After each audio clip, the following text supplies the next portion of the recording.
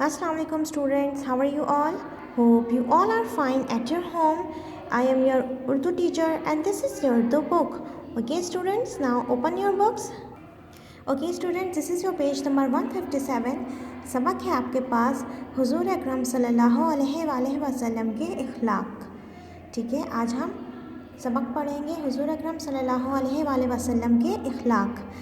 ठीक है, मैं आपको इसकी समरी बता दूंगी और आपने इस चैप्टर को सबसे पहले तो रीड करना है और उसके बाद फिर इसका वर्क स्टार्ट करना है.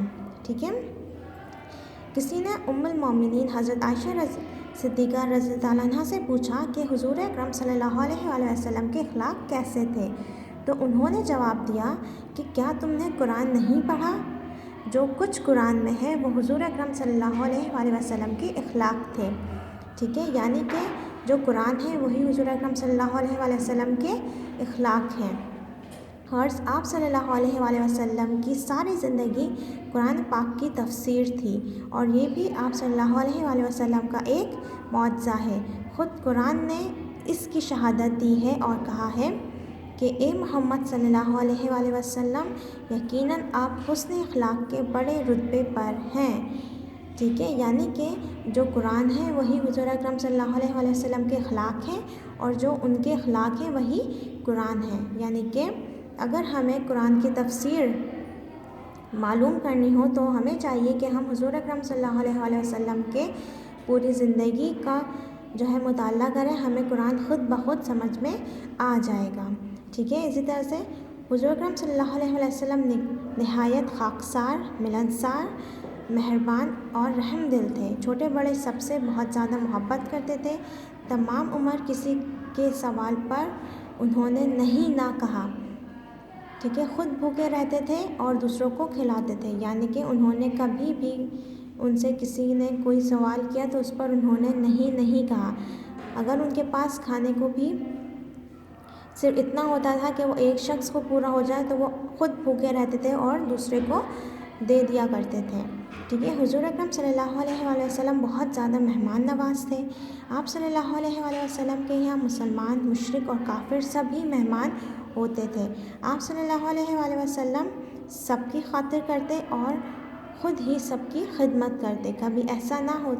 कभी ऐसा होता कि मेहमान आ जाते और घर में कुछ मौजूद होता तो इनको खिला दिया जाता और घर फाका करता. यानी कि ख़ुद वो भूखे रहते थे लेकिन मेहमानों को कभी उन्होंने भूखा नहीं जाने दिया. रातों को उठ कर मेहमानों को देखभाल फरमाते कि इनको कोई तकलीफ़ तो नहीं. यानी कि अगर कोई उनके घर मेहमान जो है वो क़याम पज़ीर होता तो उसे रातों को उठ कर देखते थे कहीं वो किसी तकलीफ़ में मुब्तला तो नहीं हो गया. ठीक है, घर में रहते तो घर के कामकाज में हाथ बटाते थे और अपने फटे कपड़े आप ही सी लिया करते थे. यानी कि ख़ुद ही सी लिया करते थे. अपने फटे जूते वो ख़ुद ही सी लिया करते थे. बकरियों का दूध अपने हाथों से धोते थे.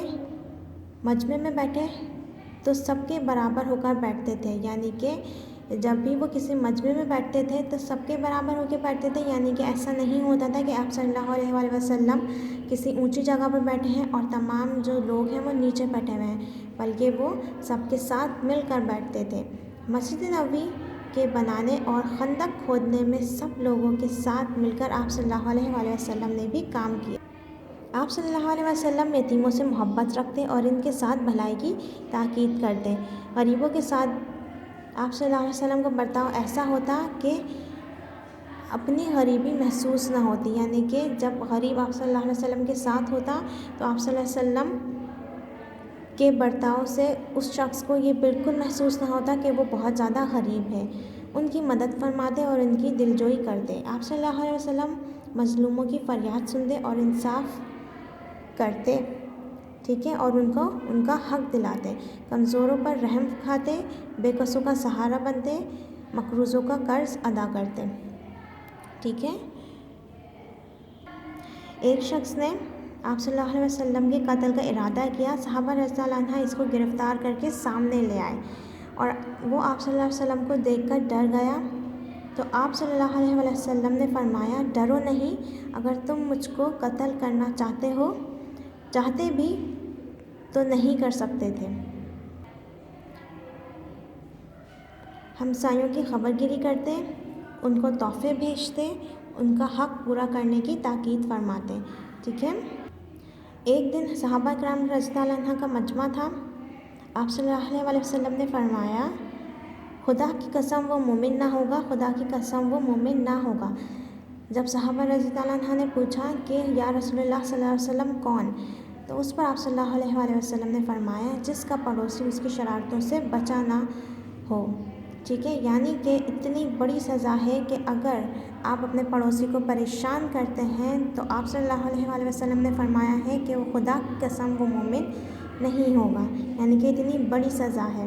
ٹھیک ہے، آپ صلی اللہ علیہ وسلم ہمیشہ اپنے پڑوسیوں کے گھر جا کر ان کے کام کرتے، پڑوسیوں کے سوا اور جو بھی آپ صلی اللہ علیہ وسلم سے کسی کام کا کہتا، آپ صلی اللہ علیہ وسلم پورا فرماتے۔ حضرت انس رضی اللہ عنہ کہتے ہیں کہ جب میں نے 10 برس آپ صلی اللہ علیہ وسلم کی خدمت میں گزارے، لیکن آپ صلی اللہ علیہ وسلم نے اس عرصے میں ان کو کبھی نہیں ڈانٹا، کبھی بھی نہیں ڈانٹا۔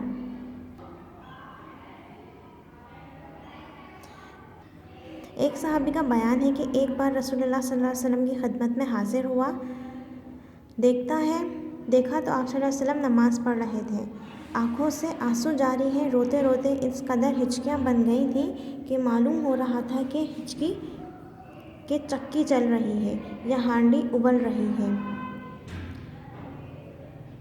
ایک بار آپ صلی اللہ علیہ وسلم ایک جنازے میں شریک تھے، قبر کھودی جا رہی تھی اور آپ صلی اللہ علیہ وسلم کے کنارے بیٹھ گئے اور یہ منظر دیکھ کر رونے لگے، یہاں تک کہ زمین تر ہو گئی۔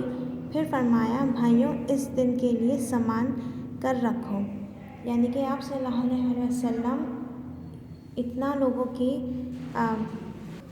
لیے سوچتے تھے کہ جب ان کی قبر کھودی جا رہی تھی ایک شخص کی، تو وہ اس قدر غمگین ہو گئے کہ زمین تر ہو گئی۔ اوکے اسٹوڈنٹس، آپ نے اس سبق کا بہت اچھے طریقے سے مطالعہ کرنا ہے اور آپ کو ٹائٹل پیج بنانا ہے سب سے پہلے، اور اس کے بعد آپ کو پیج نمبر 160 پر الفاظ معنی دیے گئے ہیں، ٹھیک ہے، جو کہ آپ نے اپنی کاپی میں کرنا ہے۔ اس کے معنی آپ کو کتاب کے پیچھے مل جائیں گے۔ Okay students, I hope you all are understand my today's lesson. I will come back with another lesson tomorrow.